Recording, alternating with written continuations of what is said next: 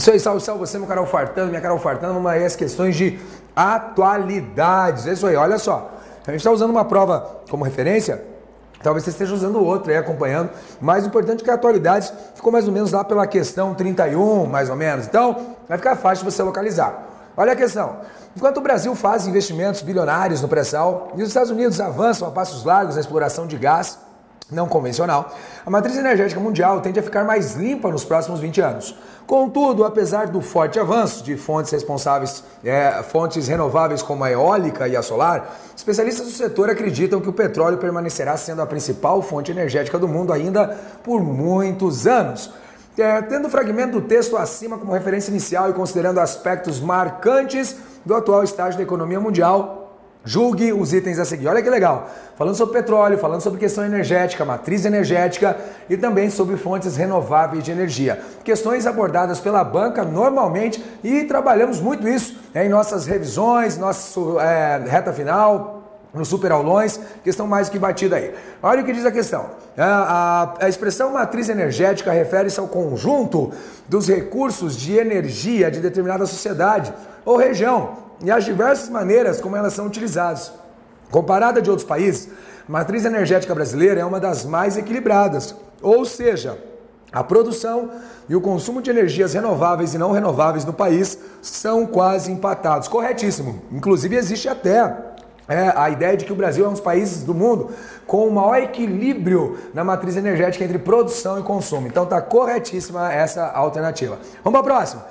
A dependência em relação ao petróleo do modelo econômico industrial ainda prevalecente no planeta é fator importante para fazer do Oriente Médio uma das mais estratégicas e conflituosas regiões do mundo contemporâneo, correto?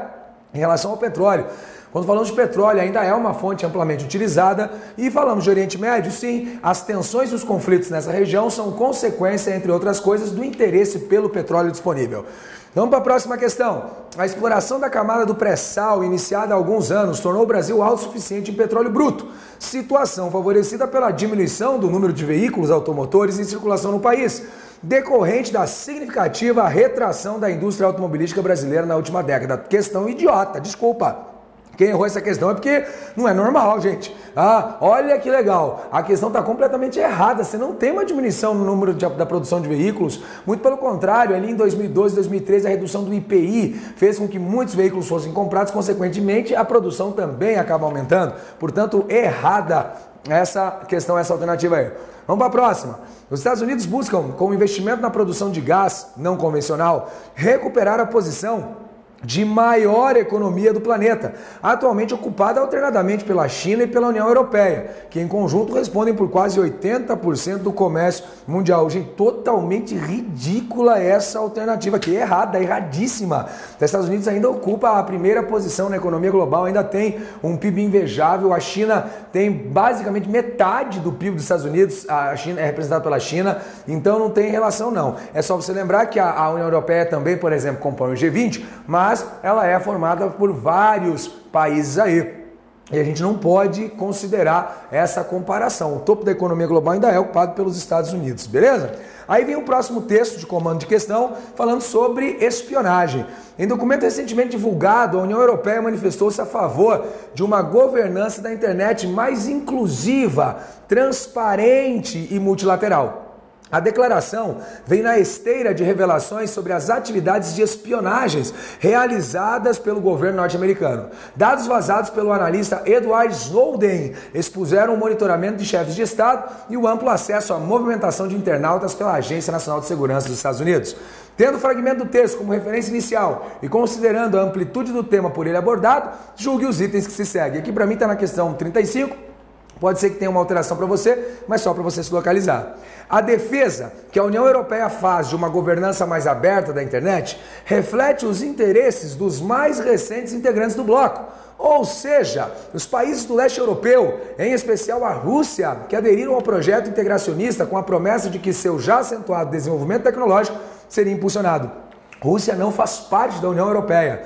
Quem acompanhou aí, viu, falando sobre o protesto na Ucrânia, lembra de um fato legal que poderia ser associado aqui. A Rússia não pressionou o governo do então presidente Viktor Yanukovych para não assinar um acordo com a União Europeia? Não foi daí que partiu toda a onda de protestos? Como é que a Rússia vai pressiona um país para não aderir à União Europeia se ela fizesse parte? Não, a Rússia preside aí a comunidade dos estados independentes e não a União Europeia, como que disse a questão aqui. A Rússia não faz parte da União Europeia, errada. Conforme as denúncias de Edward Snowden, a espionagem eletrônica norte-americana alcançou os chefes de Estado de todo o mundo, ressalvados apenas aqueles que pertenciam aos países considerados amigos por Washington. Primeiro que não foi de todo mundo, já pensou todo mundo, todos os países do mundo tiveram chefes de Estado espionados por Estados Unidos? Não, ridículo isso. Aí a questão ainda quer dizer que os únicos que não foram espionados são países que mantêm boas relações com os Estados Unidos. Sim, o Brasil mantém boas relações com os Estados Unidos desde 1823, quando eles reconheceram a nossa independência. Como é que a questão se justifica por isso? Então, totalmente errada essa questão aí, tá certo? Aí, continuando, a gente vem para a matéria de ética. Matéria de ética aqui na minha prova, ela tá na questão 37, beleza? Então não sei aí, tenta se localizar, tá por aí e você vai acompanhar legal. Olha o que diz aí, com relação à ética empresarial e à ética profissional, julgue os itens a seguir. Então vamos ver aí a primeira. Diz o seguinte, a ética empresarial, que surgiu do movimento de produção legislativa ocorrido em diversos países do mundo, visa regular as relações das empresas com seus clientes, seus funcionários e seus concorrentes, com base exclusivamente nos valores de mercado. Errado, tudo errado. Primeiro que a ética não surge do movimento de produção legislativa. O movimento de produção legislativa dá origem à lei. E a lei tem uma diferença em relação à ética, porque a lei apresenta coação. Outra coisa, os códigos de ética não trabalham exclusivamente com questões do mercado, não. Os códigos de ética trabalham com questões pessoais, humanas, de relacionamento, gestão de pessoas e tudo mais. Então, errada essa questão aí. Vamos para a próxima. A próxima diz o seguinte: a ética profissional diz respeito às regras morais que os indivíduos devem observar em suas atividades laborais, com o fim de valorizar sua profissão e atender adequadamente àqueles que deles dependem. Corretíssimo. Inclusive a CESP tirou isso aqui do dicionário jurídico. Esse é o conceito para ética profissional dentro do dicionário jurídico, está reproduzindo aí o conceito, então está corretíssima a questão 38. É conceitual. Ética empresarial, ética profissional, exatamente isso. É a questão para valorizar a profissão, para valorizar também e enfatizar as atividades laborais dos indivíduos. Vamos para a próxima. O alvo da reflexão ética é a conduta humana, avaliada a partir de valores construídos em sociedade. Correto? Olha só, a ética é o estudo científico da moral.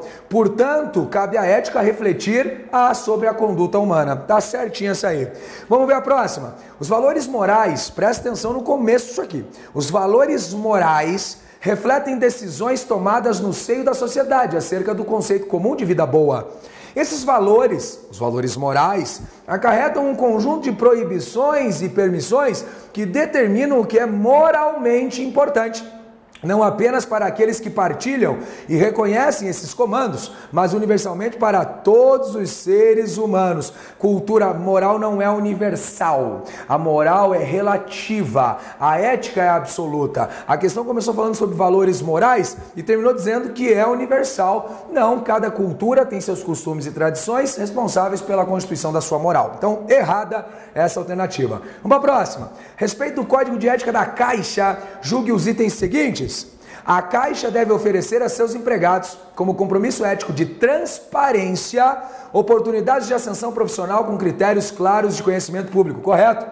Corretíssimo. Quem acompanhou a supervisão de véspera percebeu, e eu falei exatamente esse item. Foi esse ponto que eu falei sobre a questão da transparência e a possibilidade da ascensão profissional. Sim, isso está dentro de transparência, está correto.